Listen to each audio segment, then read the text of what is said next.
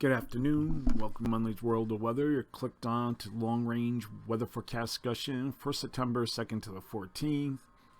We're first going to talk about dangerous Hurricane Dorian. This is the latest visible satellite imagery.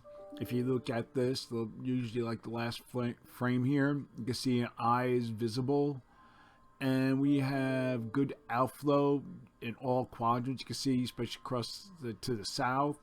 And we can see the tops of the overshooting tops of maybe like make it a little bit bigger.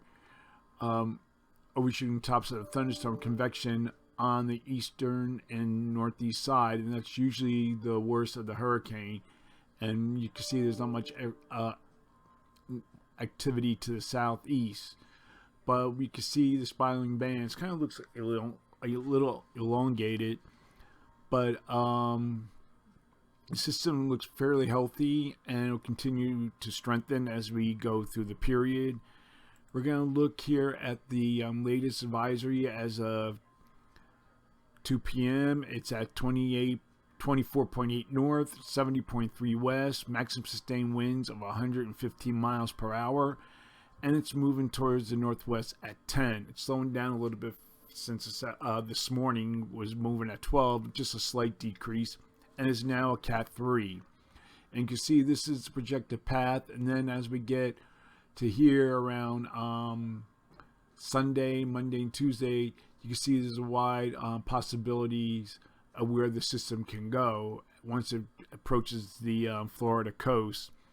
We're going to take a look at a few of the models. Let me see if I can get to them. Okay, this is GFS ensemble. As you can see, it's kind of like all over the place, scattered, and then brings it northeastward off the northeast coast, mid-Atlantic northeast coast. That's GFS. This is the light cycle, and this is the early cycle of the models. Now we're going to go back to look at other things with the system. This is the, let me see. Bear with me, I have a lot of things going on. Okay, this is the HWRF model. I'm trying to get the H mod to load, but it's not. I could probably get it from another site. So here we are Friday. You can see the winds and circulation in the eye. And then we're going to go forward here to, like I said, late Sunday. It starts approaching the Florida coast, 5 p.m. And then 11 p.m. it gets even closer, then 2 a.m. And then we can see, like, this is the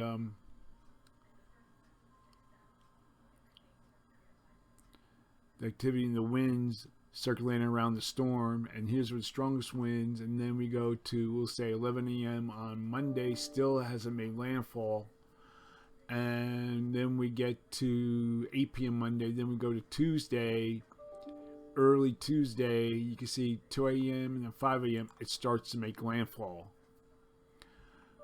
Okay, let me see if I can get the, okay, let me see if I can get somewhere else. Okay, we're going to take a look at the other models.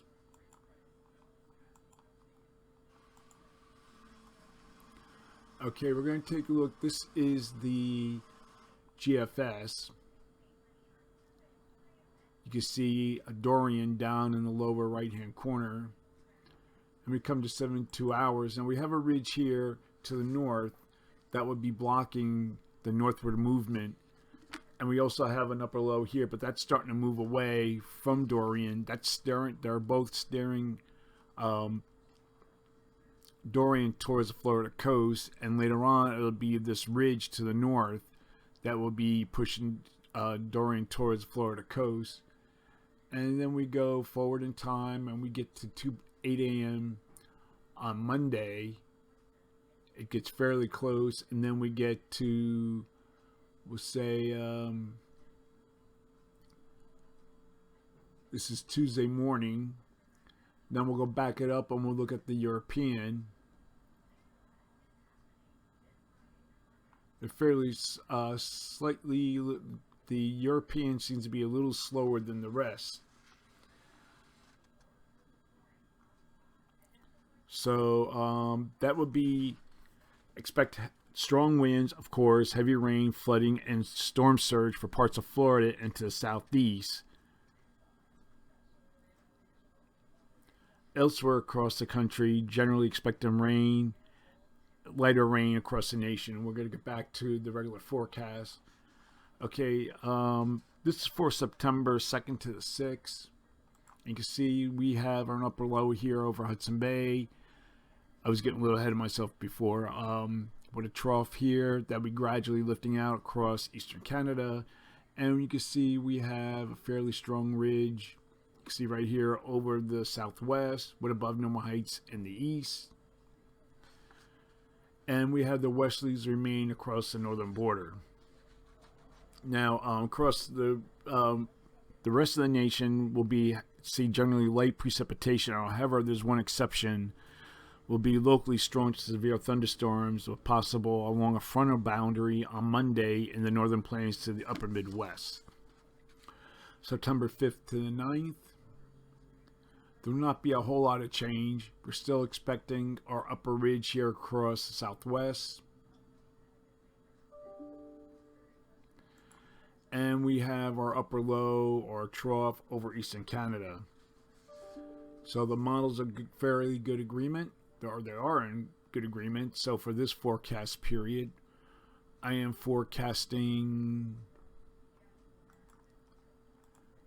above normal temperature for the west, the plains, and across this area here. And I'm forecasting anomalies to be about 6 to 12 degrees in the west, 2 to 4 degrees elsewhere. And then we have below normal temperatures across this area here with anomalies of 2 to 4 degrees below normal. For precipitation, calling for above normal precipitation for this region here and for the southeast. And the probability of occurrence is 40%. Then we have below normal precipitation here. Probability of occurrence is 40%. Now we're going to get to the period for September 10th to the 14th. A nearly zone of flow is forecast across the nation with near to above normal heights. You can see it right here. So for this forecast period, I'm forecasting above normal temperatures for a large area of the country. Now look at these anomalies, it's a little high. This is the European. 12 degrees even across here parts of the Tennessee Valley, the southeast. I think it'll be about 6 to 12 degrees in the west. Lower anomalies of maybe 4 to 6 degrees above normal across the remainder of the nation. And then we only have a little area of below normal temperatures for the northeast, where anomalies will be near 2 degrees below normal. And for precipitation, calling for above normal precipitation here. The probability of occurrence is 40%. Below normal precipitation for this region. Probability of occurrence is 35%. And again, we're going to get back to Dorian. Take a look at the satellite picture.